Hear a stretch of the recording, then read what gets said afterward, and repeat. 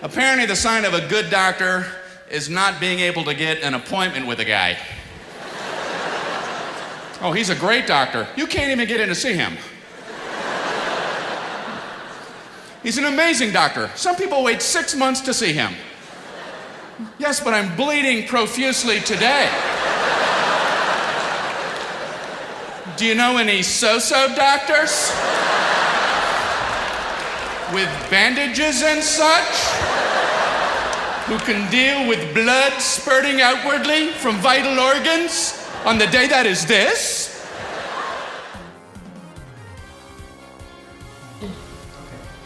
Welcome to Who Wants to Be a Pharmacist Clinician Millionaire. I'm your host, Max Millions, and today our show has a theme. Today, our contestants are entering into the fast-paced life of pharmaceutical care. So let's welcome our contestants and learn a little about them.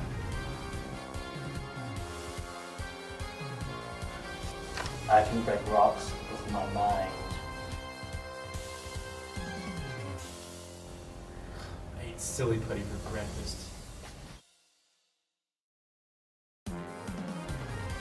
There is nothing in this world that I would rather do than experience asphyxiating a clam.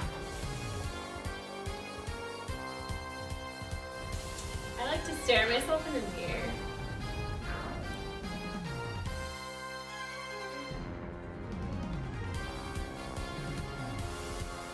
Well, it seems as if our contestants have a wide range of hobbies.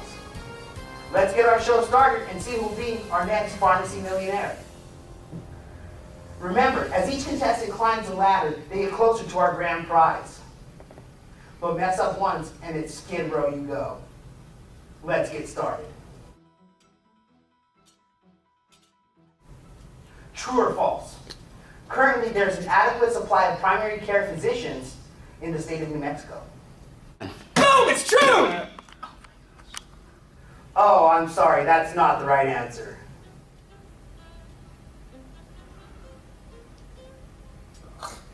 Buzz. It's false. Oh, that's correct. Actually, there's a shortage right now of primary care physicians, and with the expansion of coverage with the Affordable Care Act, it's only going to get worse.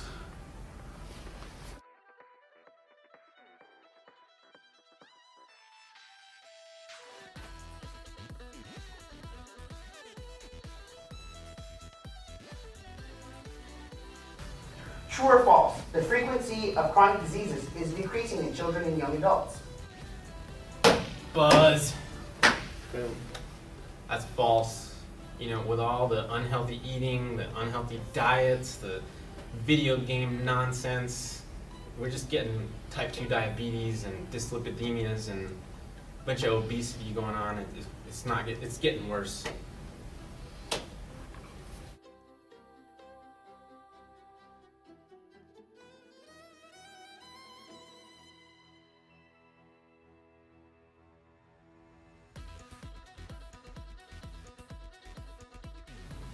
In New Mexico, which dangerous drugs do pharmacist clinicians not have authority to prescribe?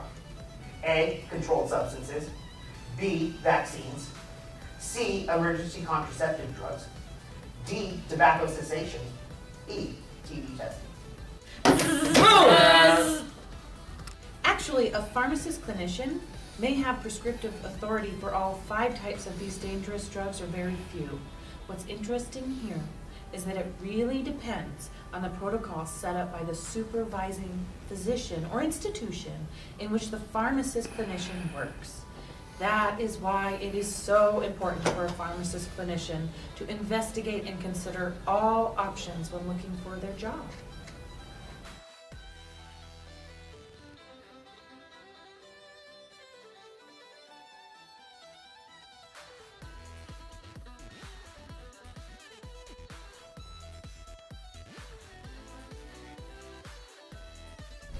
After the 1995 establishment of the Drug Therapy Monitoring Clinic at Reynolds Army Community Hospital, what was the clinic responsible for? Buzz! I know this one. This is where I got my mani and pedi. Is it a nail salon? I'm sorry, but that's just not right. managing treatment plans for patients with chronic diseases, implementing clinical guidelines and educational programs, as well as collecting and analyzing data outcomes. They are also in charge of handling medication requests.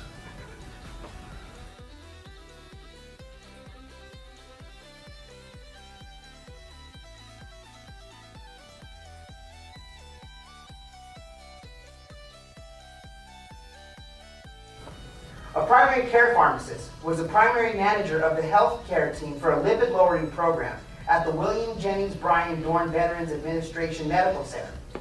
What were the results when compared to the usual cohort led by a physician? Actually, there was a total 12% total increase in the lowering of LDLs compared to a usual physician-led team. The pharmacist-led team had 18.5% decrease, while the usual cohort only had 6.5%.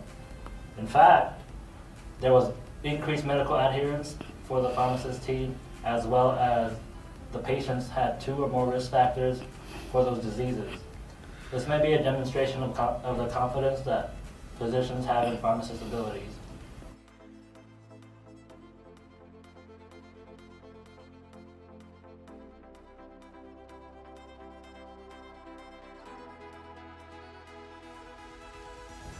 What is one of the biggest barriers for pharmacists to gain responsibility and confidence in the clinical world? But Yeah. is it like the hierarchy of the medical team? Correct.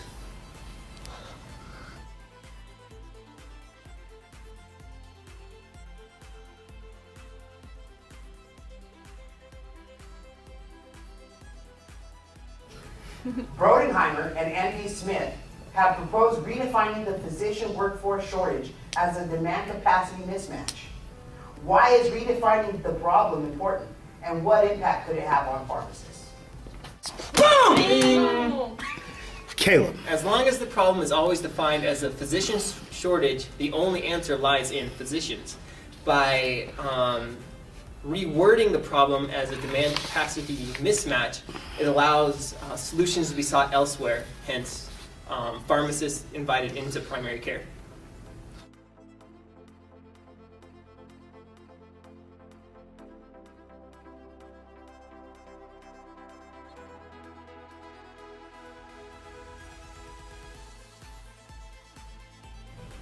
A recent study showed that pharmacists did not feel they were prepared for taking the responsibility for their patients and were not confident in clinical decision-making after their entry to practice education.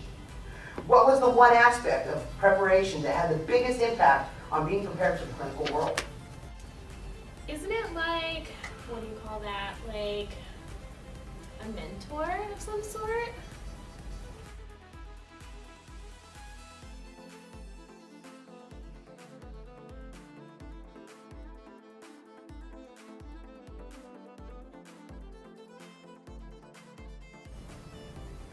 What do pharmacists have to do and have to gain to become advanced practice pharmacists and receive prescriptive authority in the U.S.? So the first thing is, of course, graduating from a certified PharmD program. Afterwards, each pharmacist who wants to become an advanced practice pharmacist must get physical experience in examining patients. Once they have accrued a certain amount of hours, and that is dependent upon the state, then they must get a DEA number approved, and once they get that, they have prescriptive authority underneath the physician.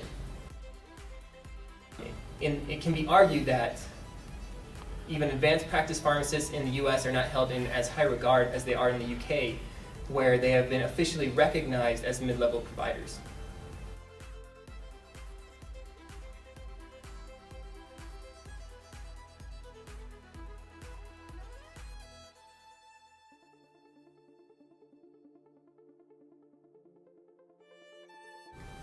According to the New Mexico Board of Pharmacy on Prescriptive Authority Protocol, who is responsible for a pharmacist clinician in a group practice or institution? I believe it was me. While a pharmacist in the primary care setting has an ethical duty to be responsible for his or her actions, I do believe it is Title 16, Chapter 19.4.17 in the New Mexico Administrative Code for Pharmacists. It clearly states that a pharmacist clinician shall perform only those that are delineated in the protocol and are within the scope and practice of the supervising physician and or alternate supervising physicians. So those protocols are set up by the supervising physician. It might seem that the pharmacist doesn't really have full autonomy of his own job, but maybe this is stated in a way to ensure some sort of checks and balances as the field of pharmacy enters into the primary care setting.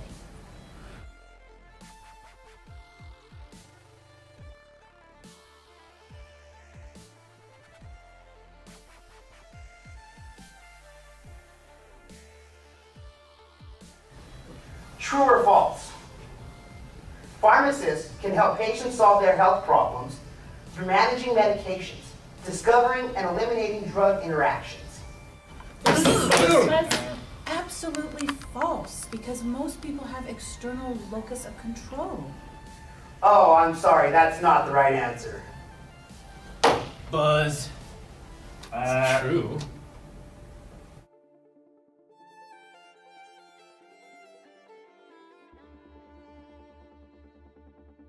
And that's our show, folks. Thanks for watching.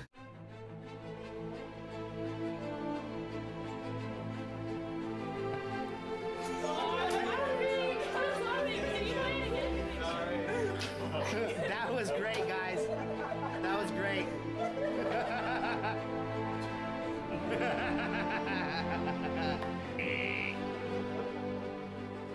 Million.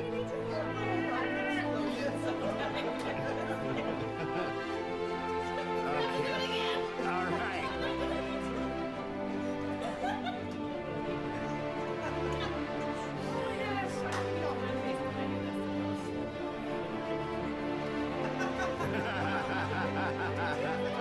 He swallowed his laugh and it came out as a bird.